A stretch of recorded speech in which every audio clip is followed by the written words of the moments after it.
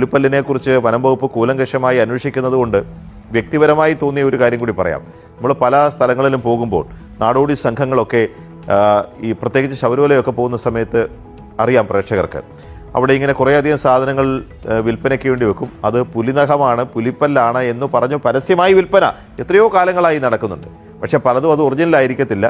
പലപ്പോഴും കൊമ്പ് ചെത്തി നഖം പോലെ ആക്കിയിട്ട് അതിൽ ഏതെങ്കിലും പശുവിൻ്റെയോ നായ്ക്കളുടെയോ ഒക്കെ തോലും ഫെറും കൂടെ ചേർത്ത് ചുറ്റി പശ വെച്ച് ഒട്ടിച്ചൊക്കെ കബളിപ്പിച്ചാണ് വിൽക്കുന്നത്.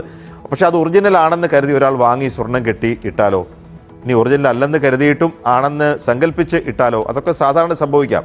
വേടൻ നിയമം ലംഘിച്ചിട്ടുണ്ടെങ്കിൽ നിയമപരമായ നടപടി എടുക്കട്ടെ. പക്ഷേ വേടൻ എവിടെയോ പോയി ഒരു പുലിയെ വേട്ടയാടി അതിൻ്റെ പല്ലു പറിച്ചുകൊണ്ട് വന്ന് തൃശ്ശൂരെ ഒരു ജ്വല്ലറിയിൽ കൊണ്ടുപോയി വെള്ളി കെട്ടിച്ച് കഴുത്തിലിട്ടു എന്ന തരത്തിൽ വനംവകുപ്പ് ഒരു പ്രതീതി സൃഷ്ടിക്കുന്നത് ശരിയാണോ എന്ന് സംശയമുണ്ട്. അതേസമയം തന്നെ വേടനെ അനുകൂലിക്കുന്നവരോട് പറയാനുള്ള ഒരു കാര്യം, നിരോധിത ലഹരി ഉപയോഗിക്കുന്നതും കൈവശം വെക്കുന്നതും തെറ്റാണ്.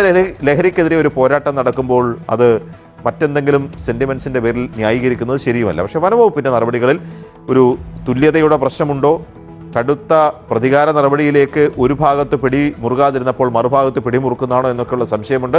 നിയമപരമായി നോക്കിയാൽ ശരിയായിരിക്കാം. പക്ഷേ ഞാൻ ഈ പറഞ്ഞതൊക്കെ നമ്മുടെ നാട്ടിൽ സാധാരണ കാണുന്ന രീതിയാണ്. അതുമായി താരതമ്യം ചെയ്തു എന്ന് മാത്രമേ ഉള്ളൂ.